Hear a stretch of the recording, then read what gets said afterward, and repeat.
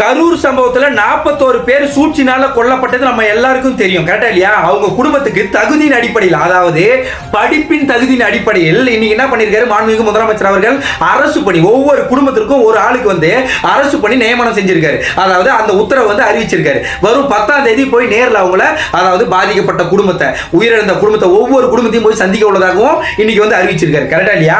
அதாவது இன்னைக்கு இந்த தாவேக்கா ஆட்சி அமைஞ்சு இதோட 2 மாசம் ஆக போகுது.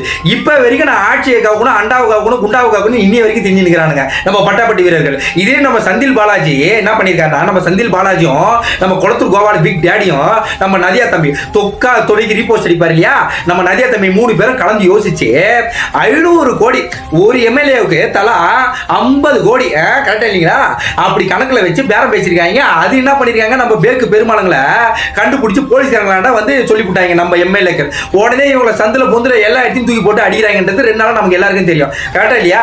அதாவது இந்த ஆட்சி அமைச்சு 2 மாசத்துல நான் ஆட்சியை கவுத்தே ஆகணும்னு இப்ப வரைக்கும் கட்டம் போட்ட டவுசர் வீரர்களே கங்கணம் கட்டின்னு திரியிறானுங்க.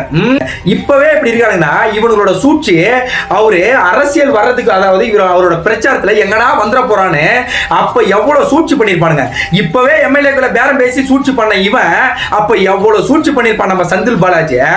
நீங்க நினைச்சு பாருங்க, அப்போ எவ்வளவு சூழ்ச்சி பண்ணி ஒரு பிஞ்சு குழந்தைங்க, சின்ன, அதாவது ஆசாசியா பார்க்கக்கூடிய அந்த குழந்தைங்க, ஆசாசியா பார்க்கக்கூடிய அவரோட தங்கச்சிங்க, அக்காங்க, அண்ணன்கள், தம்பிகள் அப்படின்னு 41 பேரை துடிக்க இந்த சூழ்ச்சி மூலியமா கொண்டு இருக்கானுங்களே. இவனுடைய பேர் ஆசைக்கும், இவனோட அரசியல் ஆதாயத்துக்கும், இவனோட, அதாவது நான் இந்த இதுவை மன்னராட்சியை நான் விட்டே கொடுக்க மாட்டேன்னு அந்த 41 குடும்பத்தை விஜய்ன்ற பேரை வச்சு, விஜய் மூலமா, அதாவது விஜய்ன்ற பேரை காட்டி இவர் தான் காரணம் கொண்டு இருக்காங்களே 41 குடும்பத்தை. இப்பவாது சொல்லுங்கடா, இப்பவாது முட்டு கொடுக்காம சொல்லுங்கடா பாப்போம். இப்ப வரைக்கும் அந்த மனுஷன் என்ன ஆசாசியா பார்க்க ஓடிந்து இப்ப இறந்திருக்காங்க. அப்போ நம்மளும் ஒரு காரணம் தானே, அந்த குற்ற உணர்ச்சி அந்த மனுஷன் இருக்கு. ஆனா அந்த மனுஷன் உண்மையாவே அந்த மனுஷன் காரணம் கிடையாது, இந்த நாய் சூழ்ச்சி பண்ணதுனாலதான் காரணம். கரெக்டா இல்லைங்களா?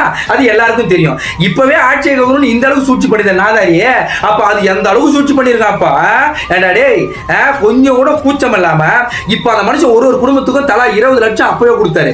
இப்போ ஒரு குடும்பத்தில் இருக்கிற ஒவ்வொரு ஆளுக்கும் அரசு பணி, அதாவது அப்புறம் அதாவது போயிட்டு 10ஆம் தேதி மீட் பண்ண போறாரு. மீட் பண்ணி அவங்களுக்கு ஆறுதல் சொல்லி அவங்களுக்கு எப்படி இருக்காங்க, ஏது இருக்காங்க, என்னன்றத விசாரிக்க போறாரு. இதுதான்டா மாண்பு, இதுதான் பண்பு. இன்னைக்கு சூழ்ச்சி பண்ண நீ என்னைக்கா இருந்தாலும் மாட்டுவும் தெரியும், மாட்டி எங்களால மண்டியிலே அடி வாங்கணும்னு தெரியும். இன்னைக்கு அடி வாங்கி தானே இருக்கிற, குமுர் தாண்டி, நீ வா, குமுர் தான் வா.